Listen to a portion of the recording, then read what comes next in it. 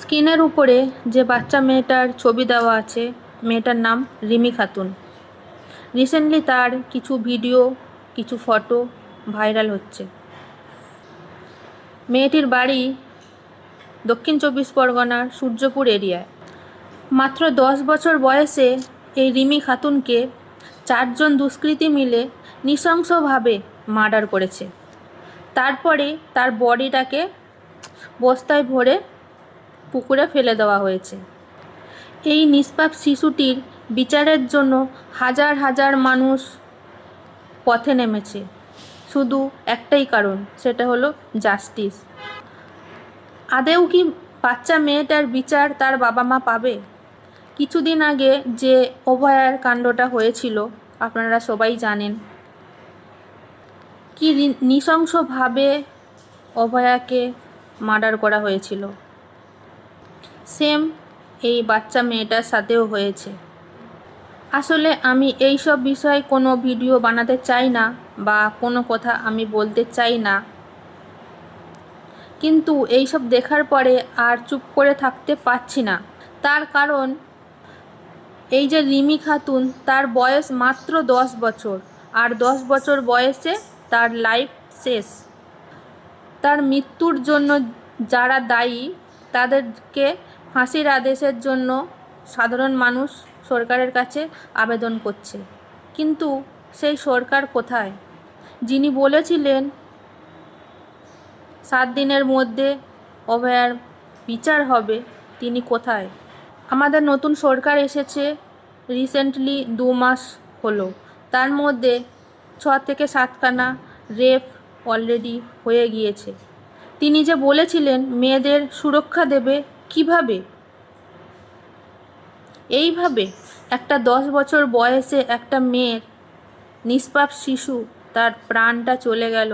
4 জন মিলে তাকে ধর্ষণ করে মার্ডার করলো।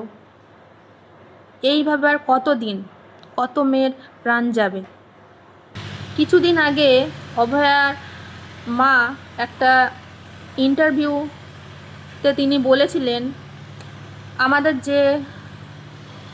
যিনি নতুন সরকার এসেছেন তিনি সব কথাই রেখেছেন, শুধু একটা কথাই রাখেননি, তার মেয়ের জাস্টিস।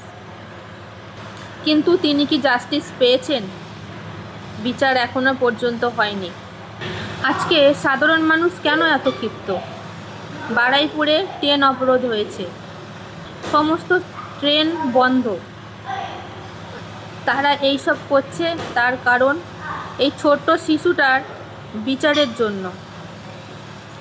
একটি ছোট 10 বছরের বাচ্চা মেয়ের মৃত্যুটা আমাদের কাছে, পুরো দেশের কাছে লজ্জাজনক। যতদূর সম্ভব শোনা গিয়েছে, সাধারণ মানুষ 4 জনের ভিতরে 2 জনকে আটক করেছিল, তারপরে পুলিশের হাতে তুলে দিয়েছে। তার মধ্যে পুলিশ 1 জনকে ছেড়ে দিয়েছে, কিন্তু কেন? প্রমাণ থাকা সত্ত্বেও পুলিশ কেন সেই অপরাধীকে মুক্ত করে দিল? এর জবাব আছে সরকারের কাছে। আর যে ব্যক্তিকে জেল থেকে ছাড়িয়ে নিয়ে আসা হয়েছে তিনি একজন বিজেপি নেতা, নাম শান্তনু।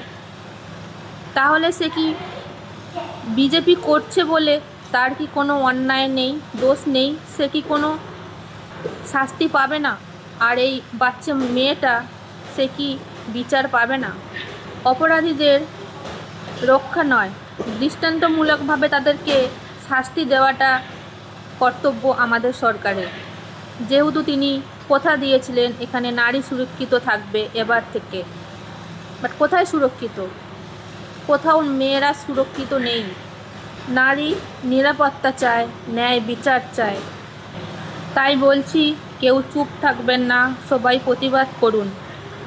আজকে ওই বাচ্চা মেয়েটির সাথে হয়েছে, কালকেরে আমার, তোমার, সবার সাথে হতে পারে। তাই আমি চাই, সাধারণ মানুষ হিসাবে আমার বক্তব্য, যে এবং যারা দোষী তাদেরকে কঠোরতম কঠোর শাস্তি দেওয়া হোক।